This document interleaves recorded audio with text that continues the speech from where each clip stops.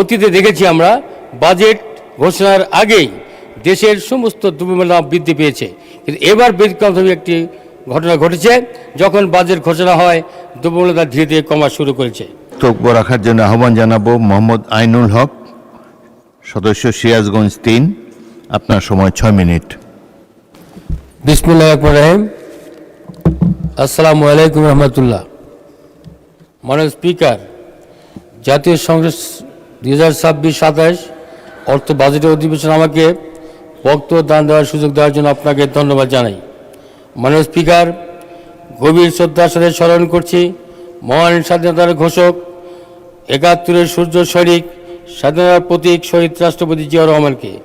শ্রদ্ধার সাথে স্মরণ করছি গণতন্ত্রের মা, তিনবারের প্রধানমন্ত্রী বেগম খালেদা জিয়াকে। মাননীয় স্পিকার, স্মরণ করছি মহান মুক্তিযুদ্ধের আত্মদানকারী বীর শহীদদের, মহান মুক্তিযুদ্ধের সকল বীর যোদ্ধাদের এবং 2 লক্ষ মা বোনের যাদের ত্যাগ ও সম্ভ্রমের বিনিময়ে পেয়েছে আমাদের স্বাধীন সার্বভৌম বাংলাদেশ। সেই সাথে ফ্যাসিস্ট বিরোধী আন্দোলনে প্রাণ বিসর্জনকারী শহীদদের প্রতি গভীর শ্রদ্ধা রেখে এই মহান সংসদ বাজেটের উপর বক্তব্য শুরু করছি। মাননীয় স্পিকার, এবারের বাজেট একটি ব্যতিক্রমধর্মী বাজেট। অতীতে দেখেছি আমরা বাজেট ঘোষণার আগেই দেশের সমস্ত দ্রব্যমূল্য বৃদ্ধি পেয়েছে, কিন্তু এবার ব্যতিক্রমধর্মী একটি ঘটনা ঘটেছে। যখন বাজেট ঘোষণা হয় দ্রব্যমূল্য ধীরে ধীরে কমা শুরু করেছে। মাননীয় স্পিকার, এই বাজেটের মাননীয় অর্থমন্ত্রী অনেক সুন্দর একটি বাজেট পেশ করেছেন। এই বাজেট 9,38,000 কোটি টাকার বাজেট। এই বাজেটে মাননীয় অর্থমন্ত্রী নিত্য প্রয়োজনীয় জিনিসপত্র ছাড়াও প্রায় 60টি পণ্যের উপর শুল্ক কমিয়েছেন। এই জন্য মাননীয় অর্থমন্ত্রীকে আবারও ধন্যবাদ জানাই। মাননীয় স্পিকার, এই বাজেট একটি উন্নয়নমূলক বাজেট। এই বাজেটে দেশের গরিব মানুষ থেকে শুরু করে নিম্ন এবং মধ্যবিত্ত পরিবারের সকলেই এর সুবিধা পাবে। এবারের বাজেট প্রণয়ন ও সরকারের মধ্যে মেয়াদী নীতি ও কৌশল নির্ধারণ, বাজেট পরবর্তী অংশীদারদের সাথে ধারাবাহিক আলোচনার প্রাপ্ত সুবিধার সমূহ সক্রিয় বিবেচনা নেওয়া হয়েছে। মাননীয় স্পিকার, এবারের বাজেট শিক্ষা, মানব সম্পদ উন্নয়নকে আমরা জাতীয় অগ্রযাত্রার নিউক্লিয়ার হিসাবে বিবেচনা করছি। একটি জাতীয় ভবিষ্যৎ নির্ধারিত হয় তার জ্ঞান, দক্ষতা, মূল্যবোধ, সৃজনশীলতা ও কর্মদক্ষতা দ্বারা। তাই বর্তমান সরকার শিক্ষাকে কেবল সনদ অর্জনের মাধ্যমে হিসেবে নয়, বরং জাতীয় পুনর্গঠন, উৎপাদনশীলতা বৃদ্ধি, সামাজিক সমতা প্রতিষ্ঠা এবং কর্মসংস্থানমুখী অর্থনীতির সবচেয়ে নির্ভরযোগ্য ভিত্তি হিসাবে বিবেচনা করে। মাননীয় স্পিকার, ফ্যাসিবাদের দীর্ঘ সময় ভেঙে পড়া রাষ্ট্র কাঠামোর আকাঙ্ক্ষাকে ধারণ করে যে জুলাই গণ অভ্যুত্থানের মাধ্যমে আজ আমরা গণতান্ত্রিক বাংলাদেশে ফিরে এসেছি, সেখানে অবশ্যই আমাদের ভবিষ্যৎ প্রজন্মের জন্য এমন একটি বাংলাদেশ গড়ে তুলতে হবে যেখানে শিক্ষার্থীরা সৎ, যোগ্য, দক্ষ এবং দায়িত্বশীল নাগরিক হিসাবে গড়ে উঠবে। মাননীয় স্পিকার, বাংলাদেশে একটি দক্ষতা ভিত্তিক অর্থনীতিকে রূপান্তর করতে 6ষ্ঠ শ্রেণী থেকে পর্যায়ক্রমে সবার জন্য কারিগরি শিক্ষা চালু করতে হবে, যাতে প্রতিটি শিক্ষার্থী কর্ম বাজার উপযোগী অন্তত একটি দক্ষতা, যেমন কৃষি, আইসিটি, বিদ্যুৎ, ইলেকট্রনিক্স, গ্রাফিক্স ডিজাইন, পর্যটন, স্বাস্থ্যসেবা, নির্মাণ এবং সৃজনশীল শিল্প সহ বিভিন্ন ক্ষেত্রে প্রশিক্ষণের সুযোগ পায়। মাননীয় স্পিকার, সরকার দেশে বিদ্যমান বিভিন্ন ধারার শিক্ষা ব্যবস্থাকে মধ্যে সমন্বয় সাধন এবং সনদের সমমান কার্যকরভাবে বাস্তবায়নের লক্ষ্যে প্রয়োজনীয় উদ্যোগ গ্রহণ করবে।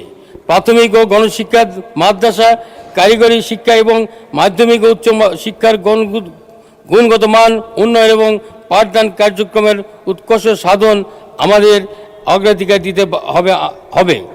আমরা মাদ্রাসা শিক্ষার্থীদের ধর্মীয় শিক্ষার পাশাপাশি বিজ্ঞান, গণিত, ইংরেজি ও তথ্যপ্রযুক্তি শিক্ষার মান উন্নয়ন, কর্মমুখী প্রশিক্ষণ কর্মসূচি চালু, উচ্চ শিক্ষা এবং চাকরির ক্ষেত্রে প্রতিযোগিতামূলক সক্ষমতা বৃদ্ধিকরণ এবং ডিজিটাল শিক্ষা ও আধুনিক শিক্ষার সামগ্রিক প্রাপ্যতা নিশ্চিত করতে চাই।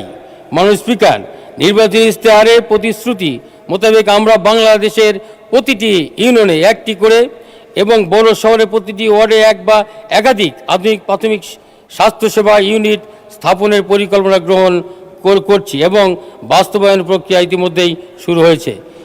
সুস্থ, মেধাবী ও উৎপাদনশীল মানব সম্পদ গড়ে তুলতে সরকার একটি সমন্বিত বিজ্ঞান ভিত্তিক আধুনিক জাতীয় পুষ্টি কর্মসূচি প্রণয়নের লক্ষ্যে কাজ করছে। মাননীয় স্পিকার, দেশের সাধারণ মানুষের জন্য মানব সম্পদ ঔষধের সহজলভ্যতা নিশ্চিত করা এবং ঔষধের মূল্য সহনশীল পর্যায়ে রাখাকে বর্তমান সরকার অত্যন্ত গুরুত্বের সঙ্গে বিবেচনা করছে। দেশের স্বাস্থ্য নিরাপত্তা নিশ্চিত করা এবং আমদানি নির্ভরতা হ্রাসের লক্ষ্যে সরকার চিকিৎসা সরঞ্জাম ও মেডিকেল ডিভাইস শিল্পকে একটি অগ্রাধিকারপ্রাপ্ত শিল্প খাতে হিসাবে উন্নয়নের উদ্যোগ গ্রহণ করছে। মাননীয় স্পিকার, আমাদের সরকারের অন্যতম প্রধান অঙ্গীকার হলো কৃষিকে জাতীয় সমৃদ্ধির গুরুত্বপূর্ণ চালিকা শক্তিতে পরিণত করা। দেশের অর্থনীতি ও খাদ্য নিরাপত্তার মূল ভিত্তি এই কৃষিখাতকে আমরা একটি আত্মনির্ভর জলবায়ু সংসদ। ধন্যবাদ মাননীয় সদস্য। আপনাকে 1 মিনিট দেওয়া হলো, 1 মিনিটে শেষ করেন। আমার যে এলাকা থেকে নির্বাচন করে এসেছি খুবই দরিদ্র এলাকা। আমার এলাকায় দুটি উপজেলা, একটি থানা। সলঙ্গা থানাকে উপজেলায় রূপান্তরিত করা এবং সলঙ্গা শহরকে পৌরসভা হিসেবে ঘোষণা করা এবং চলনবিল একটি বিশাল হাজার হাজার একর জমি, সেইখানে যদি পর্যটন কেন্দ্র করা হয় তাহলে আমরা মানুষের নিরাপদ দিতে পারবো এবং আমরা রাজস্ব আয় বৃদ্ধি করতে পারবো এবং সেখানে 10-20 হাজার লোকের কর্মসংস্থান হবে। মাননীয় স্পিকার, আর শুধু তাই নয়, আমাদের এলাকা কৃষিভিত্তিক এলাকা, সেই এলাকাতে যদি আমরা হিমাগার তৈরি করতে পারি তাহলে কৃষকদের কাঁচামাল আমরা সেই হিমাগারে রেখে কৃষকদের সুযোগ সুবিধা দিতে পারবো। মাননীয় স্পিকার, আপনার কাছে আপনার মাধ্যমে মন্ত্রী মহোদয়ের কাছে আমার অনুরোধ থাকবে, আমার উন্নত এলাকা প্রায় 600-700 কিলোমিটার রাস্তা এখন কাঁচা রয়েছে, সেই রাস্তাগুলি যেন পাকা হয়। অনেক স্কুল এমপিভুক্ত হয়নি, সেই স্কুলগুলি এমপিভুক্ত করা হয়। এই প্রত্যাশাকে মাননীয় স্পিকার আপনাকে ধন্যবাদ জানিয়ে আমি আমার বক্তব্য